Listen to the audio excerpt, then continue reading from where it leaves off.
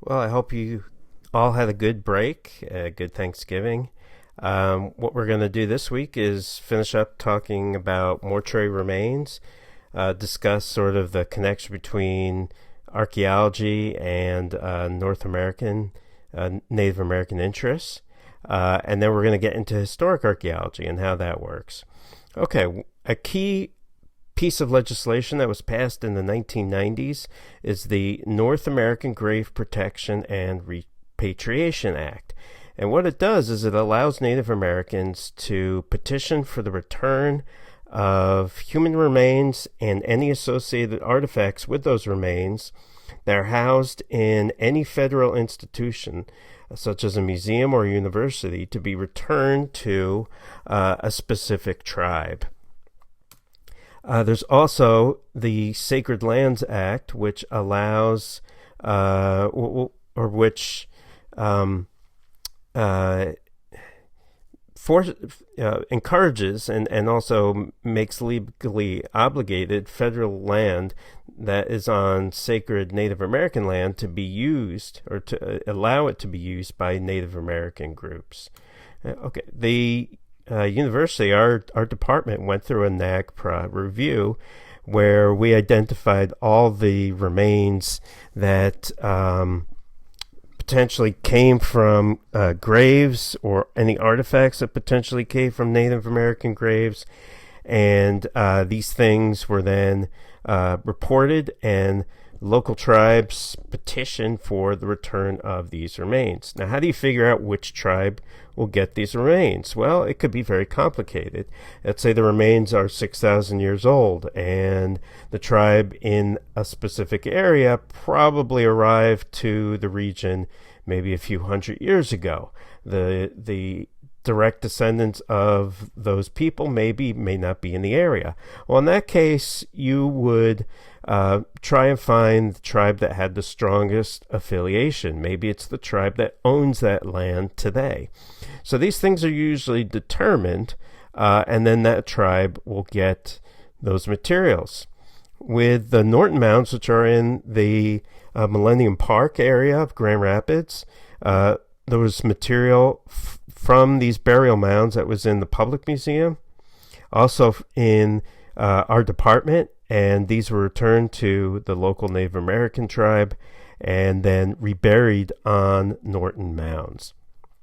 Okay, today there's a fairly good relationship between archaeologists and Native Americans, but it wasn't always this way, as you can probably understand.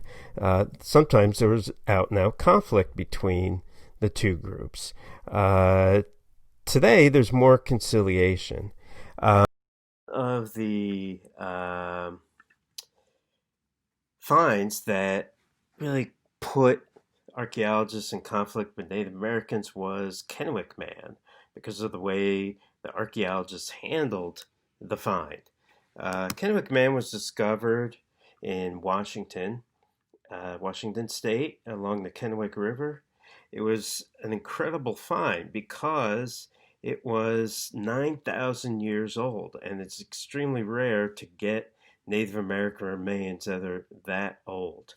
The archaeologists who were contacted about the find never contacted the local Native American tribes. Native American tribes heard about the find when they saw it on TV and the newspapers like everyone else.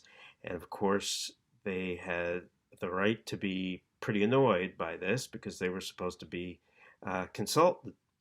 The other problem occurred when some of these archaeologists started to examine the remains, and they started to create facial reconstructions. And some people said, wow, the facial reconstruction looks like Jean-Luc Picard from Star Trek, right? And this started this whole line of research where some archaeologists, very few, started to say, oh, well, Kennewick Man might have European ancestry, so this might show that Europeans were in North America before the ancestors of Native Americans. And this, of course, was rubbish.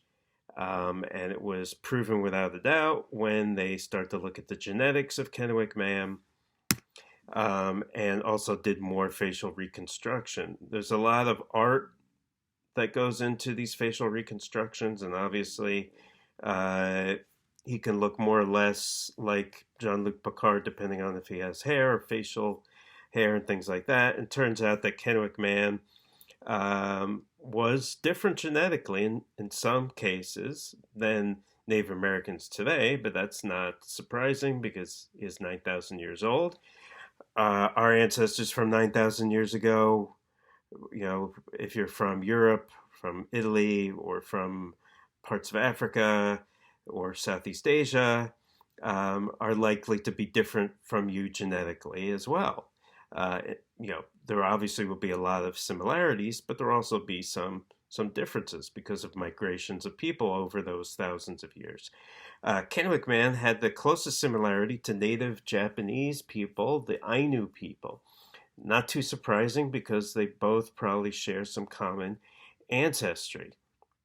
Now, because the archaeologists didn't contact the Native American tribes, the Native American tribes immediately petitioned to have the remains reburied and returned to them and then reburied. The archaeologists put up a legal fight and it went back and forth. It probably would have been different if the archaeologists had consulted with Native American tribes from the beginning. Then there would have been a sort of a more conciliatory tone between the two groups.